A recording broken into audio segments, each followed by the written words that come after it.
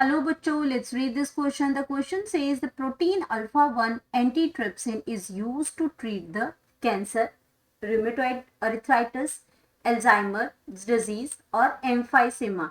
तो ये जो आपका प्रोटीन अल्फा 1 एंटीट्रिप्सिन जो है ये कौन सी बीमारी को, कौन सी डिजीज को ट्रीट करने के लिए यूज किया जाता है। ये जो चार ऑप्शन हमें दे रखी हैं इनमें से कौन सा ऑप्शन जो है वो करेक्ट है, जो इसको यूज किया जाता है प्रोटीन अल्फा 1 एंटीट्रिप्सिन को उस पर्टिकुलर डिजीज को क्योर करने के लिए, ट्रीट करने के लिए, ये हमें बताना है। तो सबसे पहले हम बात करेंगे अपने की कॉन्सेप्ट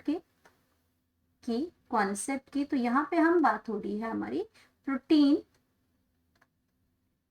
प्रोटीन अल्फा 1 एंटीट्रिप्सिन की बात हो रही है। और ये जो आपकी एंटीट्रिप्सिन जो है, ये जो एंजाइम है, ये आपकी क्या है, आपकी प्रोटीएजेस एंजाइम है। ये प्रोटीएज ये आपकी प्रोटीएज इनहिबिटर है। प्रोटीएज होती है प्रोटीन्स, और ये क्या करती है, इनहिबिटर है। ये एक प्रोटीएज की इनहिबिटर है ये। और प्राइमरली ये कहाँ प्रोड्यूस होती है, प्रोड्यूस्ड इन लीवर। तो प्राइमरली ये लीवर में प्रोड्यूस होती है। अब यहाँ पे देखते हैं ये किसको ट्रीट करने के लिए यूज होती है। तो सबसे पहले अगर हम बात करते हैं, हमारा फर्स्ट ऑप्शन है कैंसर।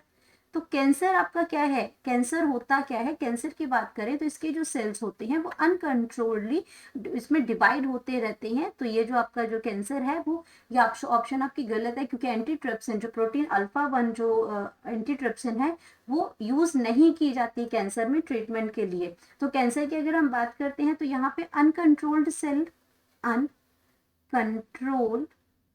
अनकंट्रोल्ड ग्रोथ होती है सेल की, अनकंट्रोल्ड ग्रोथ ऑफ सेल होती है, ग्रोथ ऑफ सेल्स होती है। ये एक जगह से एक ऑर्गन से दूसरे ऑर्गन में ये फैल जाता है ये।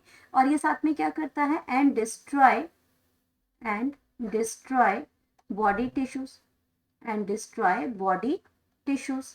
तो यहाँ पे अगर हम इसकी बात करते हैं तो ये ऑप्शन गलत हो जाएगा, क्योंकि ये कैंसर का ट्रीटमेंट नहीं है। देन हम बात करते हैं अपने सेकेंड ऑप्शन की। तो सेकेंड ऑप्शन जो है हमारा वो है इसमें रूमेटॉइड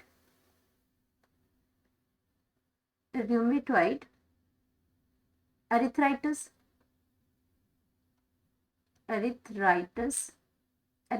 है ये। तो यहाँ पे जॉइंट्स इन्फ्लामेशन होती है, जॉइंट्स में इन्फ्लामेशन होती है, जॉइंट्स के अंदर। तो यहाँ पे अगर हम जॉइंट्स इन्फ्लामेशन की अगर हम बात करते हैं, इसके अंदर जॉइंट्स इन्फ्लामेशन है इसके अंदर। इस पर्टिकुलर इस डिजीज की अगर हम बात करते हैं तो जो बॉडी का खुद का इम्यून सिस्टम होता है वही अटैक करता है अपने ही टिश्यूज के ऊपर। तो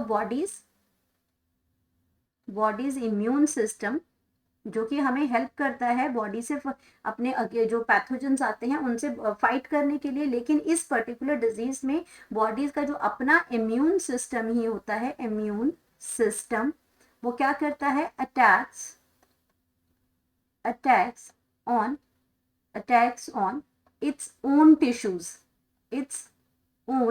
टिश्यूज, अपने ही टिश्यूज को ये डैमेज कर देता है, और ये इसलिए ये डिजीज है। और यहाँ पे ज्वाइंट इन्फ्लामेशन होती है, चाहे हाथ के पैर के जो ज्वाइंट्स होते हैं वहां इन्फ्लामेशन हो जाती है।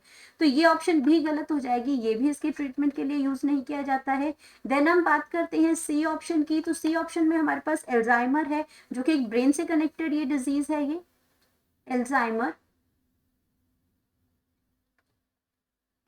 एल्जाइमर्स डिजीज है ये। और यहाँ पे आपके क्या होते हैं, इस डिजीज के अंदर जो ब्रेन सेल्स होते हैं हमारे, ये डीजेनरेट हो जाते हैं। ब्रेन सेल्स और उसके जो कनेक्टर्स होते हैं ये क्या करते हैं, डीजेनरेट हो जाते हैं, डीजेनरेट हो जाएंगे।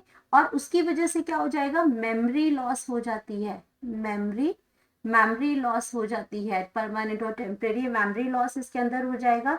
और ये सेल जो है वो डीजेनरेट होने के बाद क्या हो जाते हैं, डाई हो जाते हैं। तो ये भी ऑप्शन गलत हो जाएगा, किसके लिए भी ये ट्रीटमेंट यूज नहीं होता है, एंटीट्रिप्सिन नहीं यूज किया जाता है इसके लिए भी। देन हमारे पास लास्ट ऑप्शन आती है डी ऑप्शन की। अगर हम बात करते हैं तो हमारे पास है इसमें एम्फाइसेमा अब एम्फाइसीमा जो डिजीज होती है हमारी, तो इसके बारे में अगर हम बात करते हैं तो एम्फाइसीमा जो है ये आपके यहाँ पे एक कंडीशन है, अ कंडीशन। इस कंडीशन के अंदर क्या होता है, condition in which air sacs होते हैं, इसमें इस कंडीशन के अंदर इन विच जो हमारे एयर सैक्स हैं, इन विच एयर सैक्स ऑफ लंग्स, अब लंग्स में एयर सैक्स प्रेजेंट होते हैं, तो ये उसके एयर सैक्स को क्या कर देते हैं, डैमेज कर देते हैं। Air sacs of lungs are damaged, तो ये आपके डैमेज हो जाएंगे एंड एनलार्ज हो जाएंगे। डैमेज होके कैसे हो जाते हैं, एनलार्ज हो जाएंगे। और अगर ये एनलार्ज हो जाते हैं तो उसकी वजह से क्या हो जाएगा, इसमें एनलार्ज कॉजिंग, अब हमें सांस नहीं आएगी क्योंकि ऑक्सीजन का एक्सचेंज तो उन्हीं एयर सैक्स के थ्रू होता है, तो कॉजिंग आपका क्या हो जाएगा, ब्रीथलेसनेस, हमें सांस की दिक्कत आना शुरू हो जाएगी। ब्रेथ जो है उसमें ब्रेथलेसनेस हो जाएगा, इसमें। एंड यहाँ पे आपका क्या करते हैं, ये जो प्रोटीन है, जो आप पे the protein alpha one antitrypsin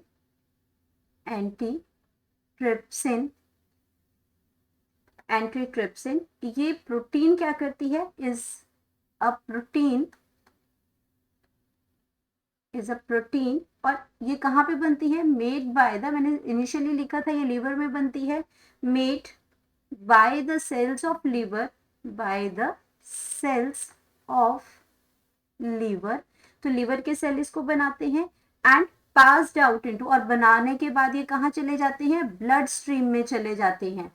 ये वहां पे लीवर में बनेंगे और ये ब्लड स्ट्रीम में चले जाएंगे, और ब्लड स्ट्रीम के बाद यहाँ पे कहाँ पहुंचेंगे, ये लिवर सेल बनाते हैं, ब्लड स्ट्रीम में ये पहुंचेंगे और वहां से आपके कहाँ पहुंच जाएंगे, लंग्स के पास पहुंच जाएंगे।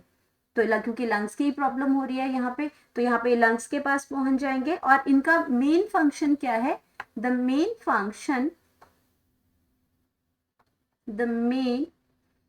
फंक्शन is to protect, तो इसको प्रोटेक्ट करते हैं, protect the lungs from damage caused by other type of proteins, from damage caused by other types of proteins, क्योंकि मैंने आपको बताया था कि ये जो है प्रोटीन इनहिबिटरी है, तो ये बाकी प्रोटीन्स का जो प्रोडक्शन है वो नहीं होगा जाता, उससे और ज्यादा जो लंग्स जो है वो जो उसको नुकसान पहुंचा सकते हैं, उसके ये प्रोडक्शन नहीं होने देगा। तो ये उसको जो डैमेज से बचाने के लिए, तो उस प्रोटीन से जो डैमेज हो रही है उससे उसको प्रोटेक्ट कर देता है ये। तो ये हमारा जो ऑप्शन है वो बिल्कुल करेक्ट ऑप्शन है। तो हमें हमारा राइट ऑप्शन मिल गया कि इस प्रोटीन अल्फा 1 एंटीट्रिप्सिन को कहाँ यूज किया जाता है, टू ट्रीट द एम्फाइसीमा को ट्रीट किया जाता है, जो कि एक लंग्स की डिजीज है। तो हमें हमारा राइट ऑप्शन मिल गया, तो हम लिख सकते हैं अपना correct option that is option D, emphysema. Hope you understood it well, best of luck.